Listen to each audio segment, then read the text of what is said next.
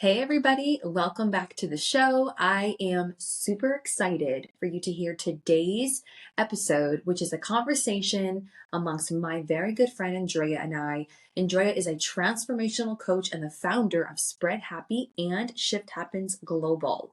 She's certified in numerous transformational modalities and has studied internationally under top thought leaders over the past 2 decades. Andrea's blogging has been internationally recognized. She's been heard on numerous radio outlets and regularly featured on CBS Morning News in West Palm Beach, Florida. Andy and her husband Lee are the creators of transformational training programs for students, teachers, and teams known as Shift Happens. Their programs address the importance of clarity of mind, resilience, and how to live with less anxiety and more access to your inner GPS. The conversation with Andrea and I begins right now. Andrea, I am so excited that we get to spend this time together. Welcome to the show and the very first guest of the podcast. I feel very happy and blessed, and it's meant to be. I mean, this was written a long time ago, right? It was. Yeah. We're finally bringing it to fruition. Yeah.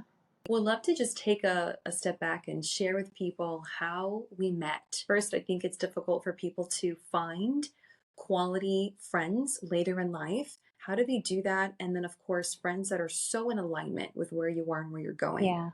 Yeah. Well, it was funny. It was right after COVID. Well, after COVID, Florida style, which was during COVID for a lot of people. We were both at a chamber meeting. And the second I saw you, I was like, oh my God, I love you. I mean, I think I like ran up to you and hugged you. I mean, maybe not quite that aggressive, but I know I came up and I was like, hi. And I just knew that I was supposed to know you. It was one of those things. It was. Right. Remember? Yeah. So, and for me, that was my very first event for the company I was a part of in corporate. And that was my job. I needed to go out to events and meet people and network, but it was my first one. So I was still learning who I was supposed to be meeting. But I very well figured out that the purpose of that particular event was so that I could meet you. Yeah. It's so funny. It was our first time at a chamber meeting too. And we were just sort of like showing up, just happy to, be socializing really.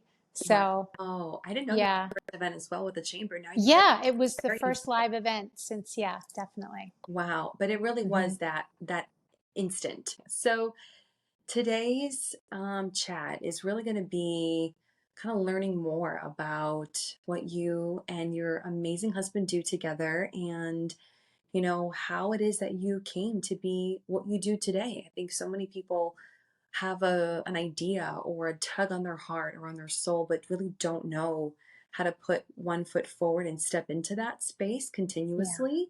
And that's something you've done year after year since you've come to that pivotal moment. So, I love to dive into that. But before we do, just kind of give, the audience a bit of a high level of what you and Lee do together. And then we can peel back from there.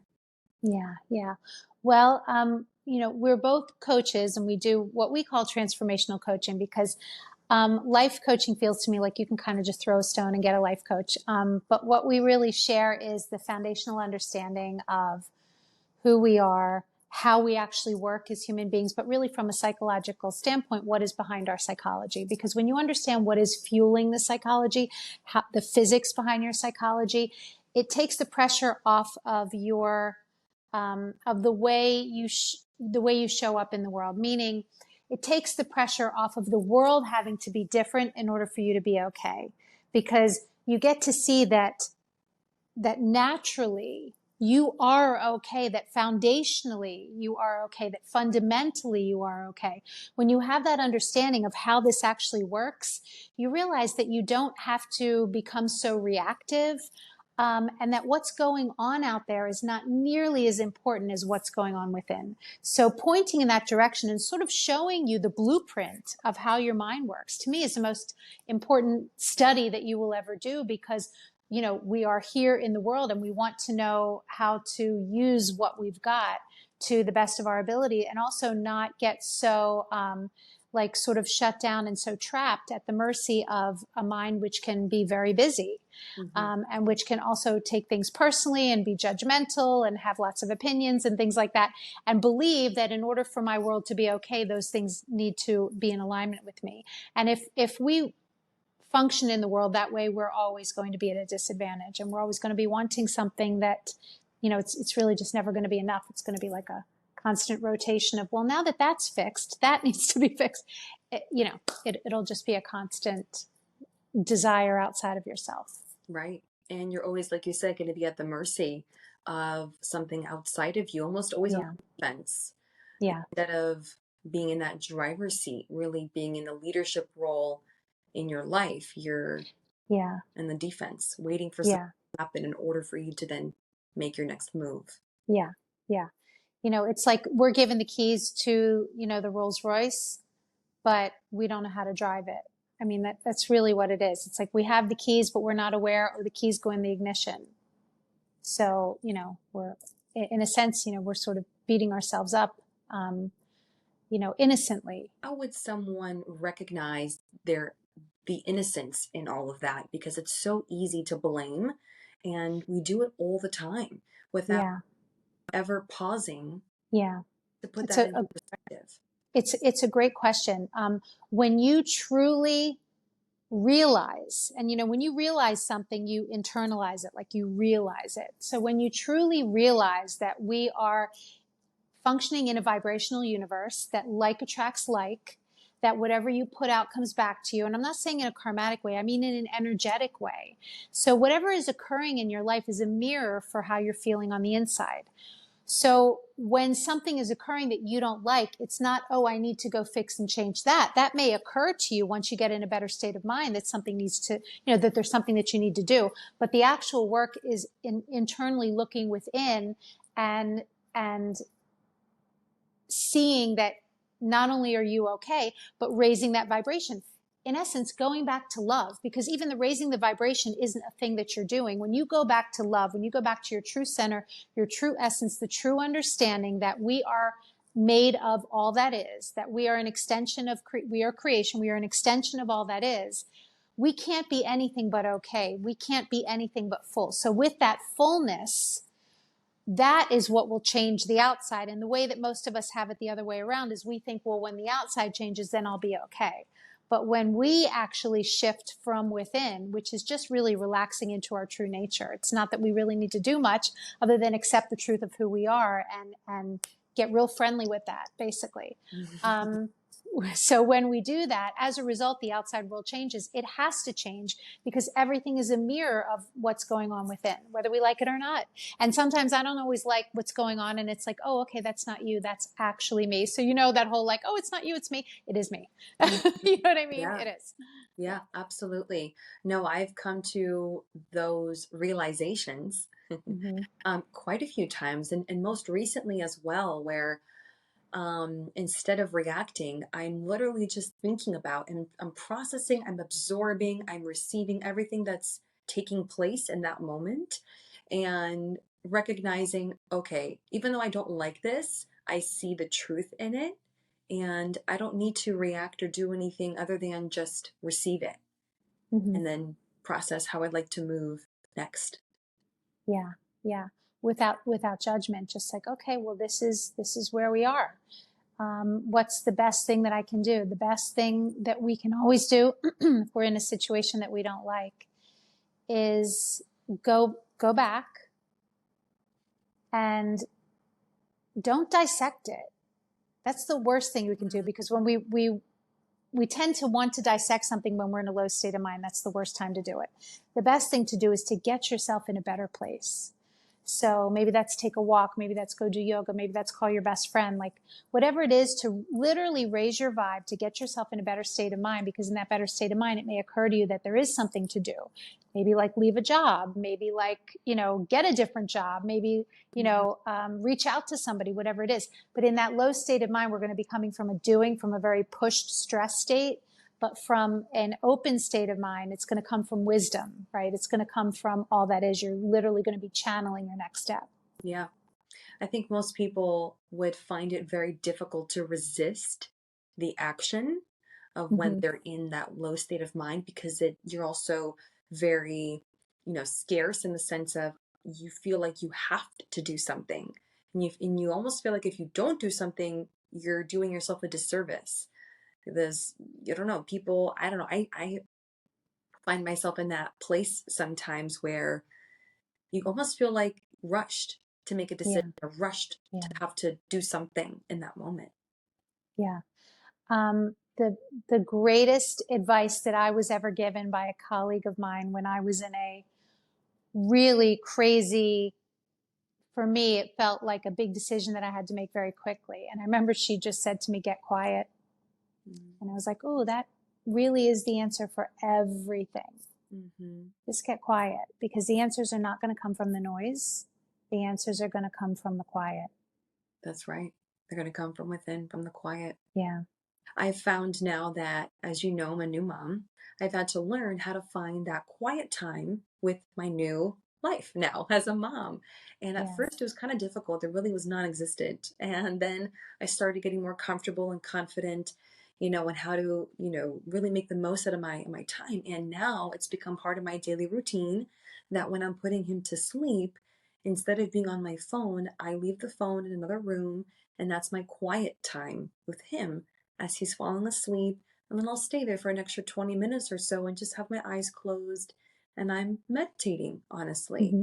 And that has become my new quiet time and a time that I really look forward to in my day now. And that's made a world of a difference in, you know, kind of processing and closing out a lot of the tabs in our brain that Yeah. are just running in the background unconsciously. Yeah, exactly. And getting quiet doesn't even mean that the world around you has to be quiet. Mm. It's just quieting this. So the world around you can be very busy, but when you just get centered, which we can all do through the breath, right? Through using, like, we have our own insurance policy built in that we don't realize that it's there for us. But when we access that, and it's just by simply breathing, breathing in and breathing out and allowing your out breath to be longer than the in breath, that's our natural ability to access calm. It's our access to our parasympathetic nervous system, which disconnects our fight or flight, you know. Um, and that's what we have the ability to do that no matter what's going on around us. So even if you're in a business meeting or there's a lot of chaos going on, just take a few slow, deep breaths and allow all of your thinking to settle, and it will, and stay there as much as you can. And whatever you need, it'll show up for you. So even if we don't have the gift of being able to, take some, literally have quiet around us, we can still access it. We can still access that parasympathetic nervous system and disengage that fight or flight. So we'll be able to make more sense of whatever is occurring in the moment. That is so powerful. That is so, so powerful. I'm going to be using that tip in my toolbox this week. Yay. So, how do you even begin to discover this? When you realize that, you know what, I am made for more. There has to be more, basically. Yes. Yeah. Yeah. This That's is the it. aha. There has to be more. Yeah. Essentially, rising above your circumstances is really what it came down to for me. And I feel that we all have this pivotal moment in our life where we realize that we were made for more. So, when was that moment for you? That moment for me was at a similar time in my life as to where you are. My daughter was maybe about a year and a half, and I had this sort of bucket list of things that I thought were, what would make me happy. And, I had built the custom house, and, I'd had a great job and was able to, buy my BMW, and I built the custom home, and I had a house at the shore, and I had a decorator come in and, with the custom pillows and the paint, it was beautiful. And, I remember sitting on my, custom sofa, right?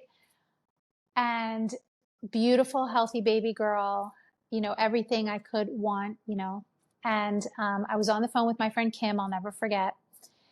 And tears just started rolling down my face. And I said, I don't know where it is because it's not here. And I was saying, like, where is happiness? God, I can remember it so vividly. I was like, I don't know where it is because it's not here. And it's like, oh, guess what, girlfriend? It's not in things. Things will never create what you are looking for. Now, things can be icing on the cake. There's nothing wrong with things.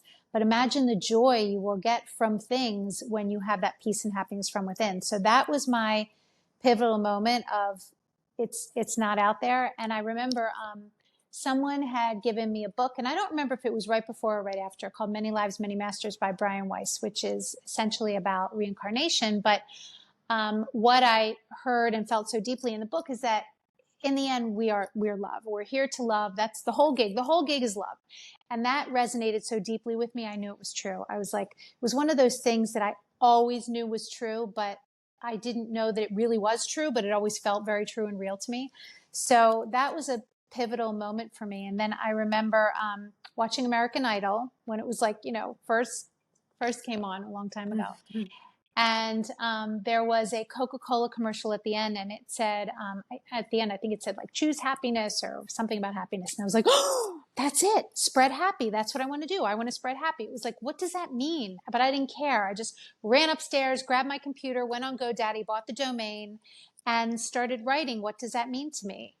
And started writing a blog, and I had no idea anybody was reading it. And then I started winning these international awards, and it was just, everything just like happened. And it literally happened from, I just had an idea. I didn't have anything on it. I didn't go research how to write a blog, nothing. I just wrote how I felt, wrote what I wanted, what it felt like SpreadHappy was to me, which was, now that's my parent company, and our programs are called Shift Happens. But at the time, it was like, I just want everybody to see how absolutely magnificent they are, that this is a costume and whatever's happening in our life doesn't define us. So how can I be a champion of that? I'm like, I want to be a champion of that. And I don't know how I'm going to do it, but I'm going to start by writing and just telling what I'm seeing and what looks true and real to me. And that's kind of how everything started. I had no agenda, no plan. It was just came from my heart, really.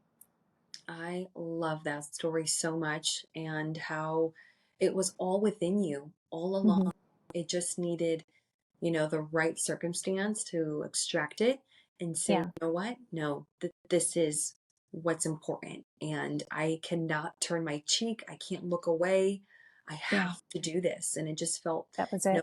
felt that strong pull. And there's so many times where I've reminded myself that the mission is greater than the fear. Yeah. The mission is greater than the fear. Why? Because it is more important that we show up in the world and show up for what matters over kinds that we're fearful of. I'm sure the path wasn't easy to recognizing, how do you take that and continue to grow from there? So we feel sometimes like we make 3 steps forward and take a step back. Yeah. How did you feel that your path continued to unfold in a way that was in a healthy way, growing, but also still very real? Well, in the beginning, I remember I didn't tell anybody what I was doing because I thought they would think I was crazy. My daughter's 19 now, so that was a long time ago. It wasn't like today, everybody's like, namaste, yoga, like now it's just the way of the world. But then it was, it was still a little weird. So, I remember like not telling my friends, just not telling anybody what I was doing. And as time went on, obviously I got more comfortable because it was like, well, you can't look away. But I would say that what happened, when you put your mind to something, you create an energy for it. So it was like everything that I had thought about, that I wanted this to be, that I dreamed of this looking like, there would be breadcrumbs along the way. So everything was just sort of giving me the sign to keep moving, keep moving, keep moving. Synchronicities, coincidences. There really are no coincidences. The synchronicities are just you recognizing you, right? You seeing, oh, I am the creator. And most of us don't know that. We think that we're just sort of very random, but we are actually in a very strong place of creation in every moment. So, and I didn't know that at the time, but I was feeling the synchronicities. So everything was just kind of telling me, keep going, keep going, keep going. And I know I had shared with you at one point, it was 2007. And at the time my husband at the time, it's not my husband today, but my husband at the time was in the mortgage business, and the mortgage business got hit first when there was like that crash in 2007. So I had been in radio. I was in radio sales, previously. And when that happened, I was like, I have to go get a job. Like, I have to get a job. We needed help. So I remember I had a great reputation in radio. Like, I was not commonly in radio sales. People station hop and all these things. And I'd worked at 2 radio stations in my career. And so I had a really good, clean, solid foundation. I was always one of the top 3 salespeople. So I would get calls all the time. Will you please come back to work? Will you please come work here? Because once I had my daughter, I stopped working in that capacity full time. Mm-hmm. And when that happened, when that crash happened, I was like, well, I can just easily make a phone call and get a job. There were no jobs. And it was crazy because I was that person that could get a job in any moment, and suddenly I couldn't. So what had happened then, I remember crying because I was scared at the time. I didn't have the faith that I have now. And my friend Patty said to me, she's like, Andrea, this is happening because if you go back to that industry, you will not follow your dream, and this will die because all of your energy will be in that industry. Yeah. So this is happening for you. I'll never forget she said that. I can remember where I was when she said that. And I was like, wow, okay, you're right. So, even when things are, it's interesting. It's like you use the perfect phrase. You can't look away. You just can't look away. So it's a lot of, again, following the breadcrumbs, because the breadcrumbs are going to look different for everybody. So that's why there's no like direct path, read this book and do that. That's somebody else's journey, right? That's somebody else's wisdom. You have your own wisdom. You have your own ability to listen and notice where something is leading me and pay attention. You have to rip the Band-Aid off, as they say. Yeah, Exactly. And hey, that's what I'm doing right now. Yes, you are. And it happened for you. I watched the whole thing unfold. It's like, oh, that door's opening easily. You were like, oh, you're getting a kick in the butt, Sometimes things have to happen in your life with or without. Your consent. Yeah. I've even recognized that in previous relationships that I was in. Like, oh, well, if they didn't leave, I would have never left. And look at the path I would have been on there. Like everything ended up working out perfectly. So it's amazing to have those people in your life that will tell you straight up, no, if you do that, you're going to be pulled away from your greater mission and in that process. Yeah. We will be supported if we trust. How did you go about meeting Lee and being on that path together, whether it started off that way or ended up that way? We were both looking in this direction, and it's definitely shifted since we've been together. Like we're both of us. I mean, I was definitely, I've always been like love, and he was a little bit more, he used to work for Tony Robbins. So he was like more, he was NLP master practitioner and the whole 9 yards, and a trainer, NLP trainer, and, all those kinds of things. We were in the same direction when we met. And what was interesting was, I didn't go on like a message board and try to find somebody that, had the same likes and interests. For us, we were both working. I was doing groups at a treatment center for like dual diagnosis, people experiencing addictions and also, mental health issues. And he came in just as a consultant. He came here from England. He was only supposed to be here for like 3 months, something like that, just to come in and consult while they were finding somebody. And it was just one of those crazy, the moment that I saw him, I knew that I knew him.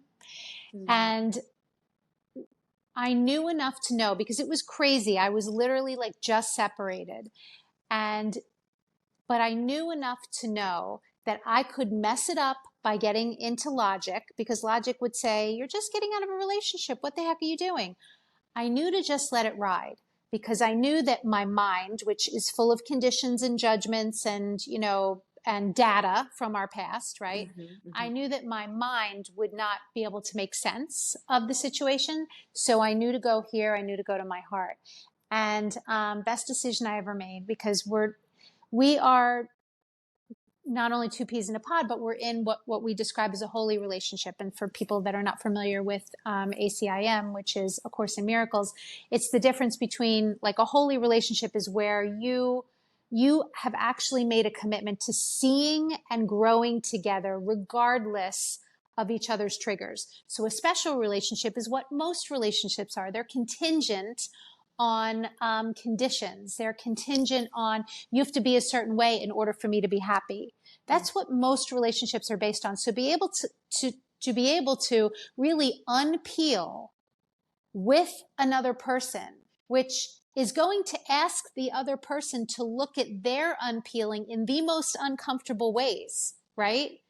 To be able to make that agreement together, because we're going to be each other's triggers, even though you know us, we're two peas in a pod, but still those little trigger things that we're here to move past and grow through are going to happen in our closest relationships. So to do that together, to me, is the greatest gift. And it can be uncomfortable, but it is the most rewarding and amazing, beautiful gift for two people to make that decision that I'm peeling my onion and unpeeling your onion are going to be really uncomfortable, but we are so committed to knowing the truth, which is that anything other than love is learned behavior and data. Now, again, love doesn't enable. It doesn't mean that you allow somebody to walk all over you. Love actually will call somebody out, right? Or love will say, you know, let's find a way to work this out for both of us because that no longer works for me. So again, love is not an enabler. You know, love is powerful and love is accepting and love doesn't have conditions on it. But love is also, you know, able to channel what is good and healthy and what's not a healthy relationship. Mm-hmm. Absolutely. So, what are some of the things that you both do individually and together? yeah. So, well, we're both, it's funny because we've both looked at my first teacher, Dr. Robert Holden. His foundation is A Course in Miracles. Now, he doesn't teach A Course in Miracles, but it's sort of like peppered into what he shares. And he's the creator of the Happiness Project, which at the time was the only scientifically proven method to increase your level of happiness. He's amazing. All his books are amazing. Love him to bits. He's incredible. So it was interesting. So I was introduced to it a very long time ago, and I knew it was there, but I wasn't ready for it. It's one of those books that like a lot of people have and it sits next to their bed and just the energy of it is good enough. But you don't actually dive into it. So one of the things that we do together is we practice A Course in Miracles every day. We go through another lesson and we usually talk about it. We don't always talk about it, but that's one of the things that we do together. We are very committed to this deep dive with each other. So that's one of the things that we do together. We go to yoga, we take walks. I mean, we like to cook. We do all it's funny, like we're very deep diving people, but we're also very normal. Like you wouldn't look at me on the street and think like she's flying out in La La Land, I still like to shop and go to nice dinners and I like a nice glass of wine, all that stuff. Mm-hmm. And I also know when my ego is getting in the way and when my ego is taking over, that's just what it is, that is my creation. That's my structure. That's something that I've bought into. Right. And the truth is actually love. And we always go back to love. So we do that work together. And, separately, I have my own coaching clients. We have a program for teens, which we created together as far as the modules, but it's my baby as far as really pushing it out into the world. So that's something that I'm very, heavily involved in. And, Lee's got a lot of hobbies. He's Mr. Fix-It. He loves to fix things. He loves to paint. That's very meditative for him. So I'm always like, go and do all the fun things. Go do all the fun things. So, we're doing a retreat. We have a retreat coming up next week. Of course, that's something that we do together, which is really magical because we get to share sort of our foundation where we feel as though we've looked in so many directions together. So we've sort of sort of shimmied everything down to a very simplistic understanding. So we get to do that together, and that is great fun for us. And who is that retreat for? It's for anybody. I mean, it's focused on adults. It's not a teen retreat. We have done programs, we have done weekends for teens, but this is for adults, and it's open. It's a very intimate group. We do have a cap on it because we like to keep it very intimate. And, it's never about the details. It's never about the content. It's not specifically about what's going on in your life. It's about understanding, how does this work? Because from that deep understanding, any questions that you have will be answered. So the answers are never in the details. The answers are never in the content. The answers are in having a better understanding of how this whole thing works. How does the universe work? What's our function here? Because from there, the answers will come. Yeah. So it's foundational. The beauty of it is, like, you don't, some people are like, oh, I don't want to go because I don't want to air my stuff. And it's like, well, you don't have to. It's not about that. It's about you getting closer to that space that you're in when you're breathing, when your parasympathetic nervous system is turned on and active, and you're in that calm space. You have clarity, you have access to your own intuition. We don't need a psychic. We have that ability within ourselves. So one of the things that we teach is how to get more comfortable with that voice, how to get more comfortable with that knowing, so that you're not always coming to us as a coach. We want to enable our clients to, it's like, well, here's your car. Here's how all the gadgets work. Now go drive it, I love that. I've actually incorporated that with my husband, Pedro, and we're in, discussions that are triggering. Because like you said, the people closest to you are the ones that are going to trigger you. It is the commitment that you're engaging in when you engage in an intimate relationship. I always remind myself, love do. And when my ego is getting loud, I remind myself the ego is not the outcome that I want. Yeah. Love is the outcome. So how can I return back to love? What would love do? And I literally tell my ego to go take a back seat. I'm swallowing. More important is that I see the other person. Yeah. You practice elevating your life. The most important thing. So it's interesting. I don't always like pick a card every day, but sometimes every morning I meditate, and then I go to my heart, and I ask, what does my soul want me to know? And sometimes my soul says, pick a card. It doesn't always. But today it was so interesting because my card was Angel of Pleasure, right? So that's all about joy. And it was funny because I knew it wasn't just for me. I knew it was for Lee too. I just knew it, like sometimes I'll pick a card. I'm like, oh, this is for Lee. I just know it. And, so of course I totally, this is our card today. I know it's our card. And what was funny was one of my dearest friends, Lori, a few hours later sent me, an article from CNN that was about the most important thing is joy, like to do things that are pleasurable, to have fun. Like, how do we create happiness? We do things that are fun. So I was like, okay, how many times do I need to hear this today? Right.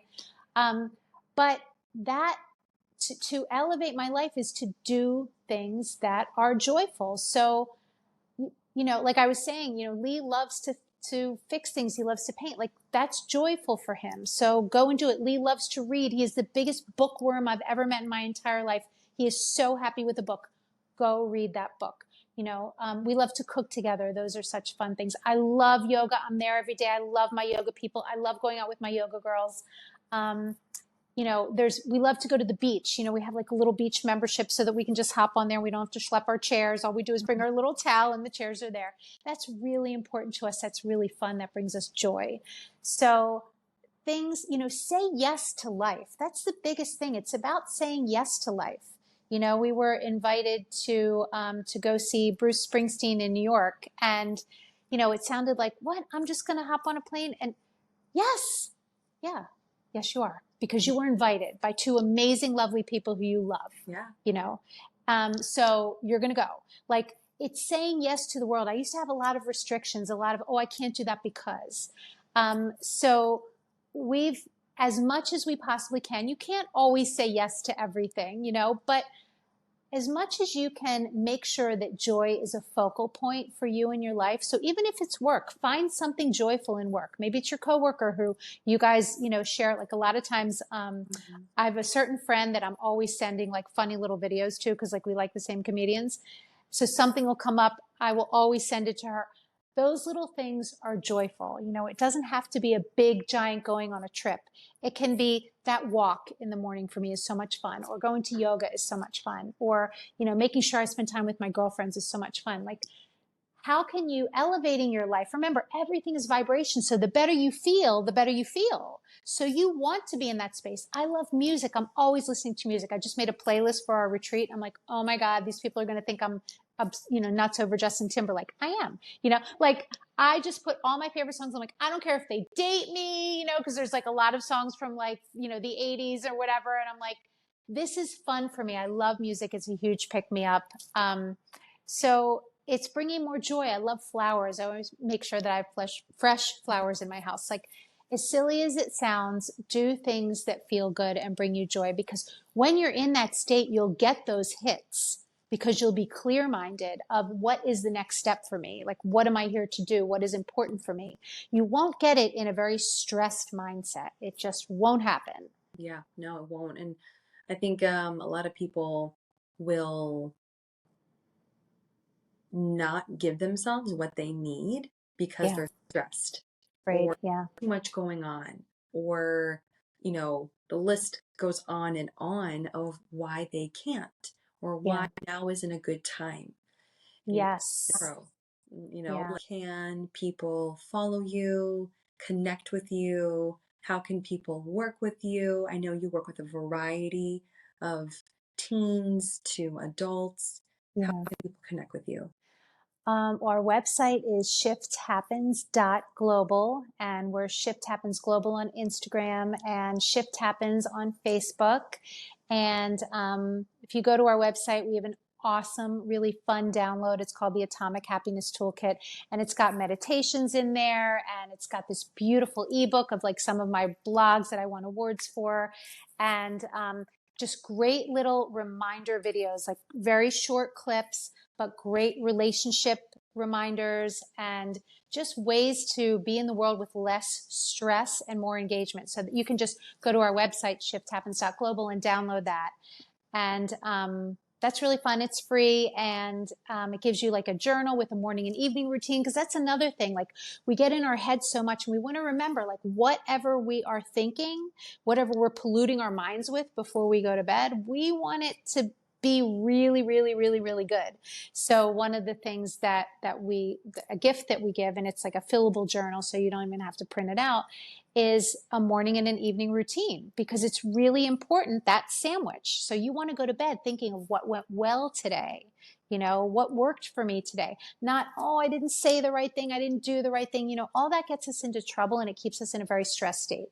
You also want to wake up in the morning, and you want to use that time, even if it's just 5 minutes, to create coherence within the body, get into your heart, so that you are able to be in the world in this beautiful heart space, so that you're engaged with the energy of the world rather than engaged with this very, very messy mind. Mm-hmm. And also, what do you want to accomplish today, and who do you need to be to accomplish that? Because you don't want to be stressed Sally accomplishing that. You want to be like, on purpose Andrea. You know what I mean? Like, so it's really cute, the toolkit. Please go grab it. It's really fun, and it's super helpful. And that's a free download that they can do. So I'll include that in the show notes. All right. So everybody can go ahead and just click that link, and I'll be doing it myself. I'm big on morning and evening routines.